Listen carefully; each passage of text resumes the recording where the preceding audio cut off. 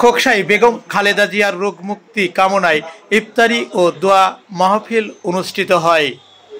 শুক্রবার খোকসা শিমুলিয়া ইউনিয়ন বিএনপির উদ্যোগে বেগম খালেদা জিয়ার রোগ মুক্তি কামনায় ইফতারি ও দোয়া মাহফিল অনুষ্ঠিত হয়। স্থান শিমুলিয়া ইউনিয়ন পরিষদ চত্বরে। উক্ত অনুষ্ঠানে প্রধান অতিথি হিসাবে উপস্থিত ছিলেন জনাব শেখ সাদী, যুগ্ম আহ্বায়ক কুষ্টিয়া জেলা বিএনপি, চেয়ারম্যান এশিউর গ্রুপ ঢাকা। প্রধান বক্তা হিসাবে উপস্থিত ছিলেন বীর মুক্তিযোদ্ধা জনাব আলাউদ্দিন খান, আহ্বায়ক খোকসা উপজেলা বিএনপি।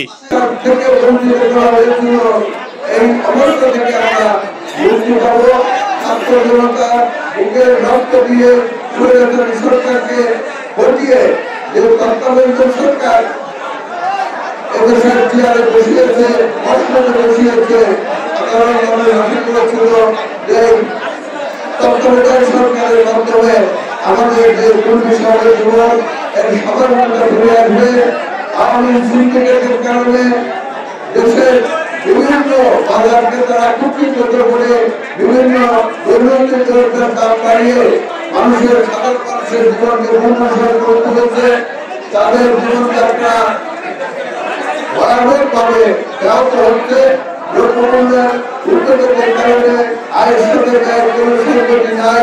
এই সিন্ডিকেটকে এই সরকার ভেঙে এই দ্রব্যমূল্যের যে উদ্যোগটি, যে দ্রব্যমূল্যের যে বাড়তি দাম, এগুলো কমিয়ে এটা সাধারণ মানুষের পড়ায় গুণাত্মক করতে আসবে। আর এতদিন যে গণতান্ত্রিক অধিকার আর উপস্থিত ছিলেন বীর মুক্তিযোদ্ধা এজেডজি রশিদ রেজা বাজু, আহ্বায়ক খোকসা পৌর বিএনপি।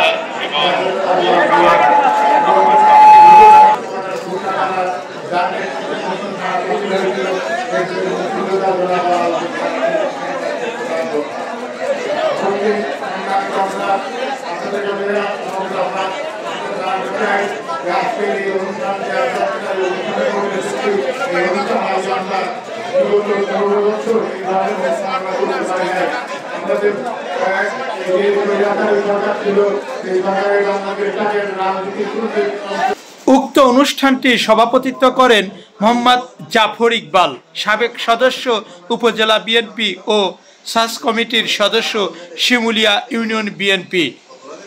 সঞ্চালনায় মোহাম্মদ মামুন আলী শেখ, সদস্য আহ্বায়ক কমিটির খোকসা উপজেলা বিএনপি ও সাস কমিটির সদস্য Khoksa Shimulia union BNP. Khoksa Shimulia union পরিষদ চত্বর থেকে মোহাম্মদ হাফিজুল ইসলাম বকুল, নিউজ 25, খোকসা, কুষ্টিয়া।